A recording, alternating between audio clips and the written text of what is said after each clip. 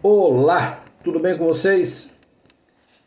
Nós vamos hoje recomeçar a edição das videoaulas, ainda que vocês estejam aí descansando, mas para já adiantar aqui o nosso lado e depois a gente, quando houver o retorno das aulas, a gente então já providencia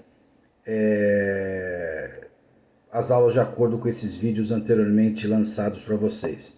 Eles também estarão lá no YouTube e, portanto, não há nenhuma obrigação de vocês a partir de agora, mas já fica então esse nosso contato restabelecido, desejando a vocês um ótimo segundo semestre, que a gente tenha muita tranquilidade no decorrer desse período aí, tá bom?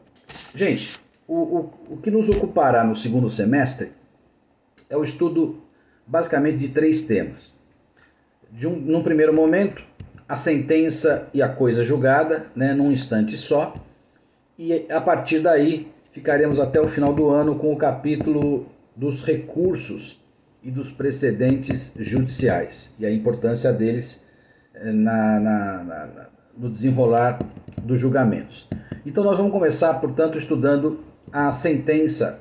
E a sentença foi colocada pelo Código de Processo Civil a partir do artigo 485, que trata, portanto, do que os efeitos da sentença, os requisitos da sentença. Não sem antes lembrar a vocês uma coisa que nós já estudamos. Vocês lembram que nós temos basicamente 3 tipos de atos judiciais. Os chamados despachos de mero expediente, que são apenas manifestações judiciais que fazem o processo andar, portanto sem nenhum conteúdo de julgamento, sem nenhum conteúdo decisório e, portanto, irrecorríveis. São aqueles despachos, cite-se, manifeste-se a parte, encaminhe-se os autos ao contador, intime-se o oficial a devolver os autos, digam as partes e assim por diante. Um segundo tipo de decisão judicial ou de ato judicial ou de provimento judicial, como chama o código, lá no artigo 203, que são as decisões interlocutórias. Aqui nós já temos um conteúdo decisório, portanto o juiz decide alguma questão incidental no processo, mas ele não coloca fim nem à fase de conhecimento, nem à fase de cumprimento, nem à execução. Portanto, é uma decisão tomada no curso do processo, sem colocar fim à fase de conhecimento propriamente dita. E a terceira manifestação judicial são as sentenças, e eu incluo também os acórdãos, que são as decisões de conteúdo decisório, cuja finalidade é pôr fim ao processo de conhecimento, a fase de conhecimento, ou eventualmente a fase de execução, ou a fase de cumprimento. Portanto, é finalizar aquela discussão judicial.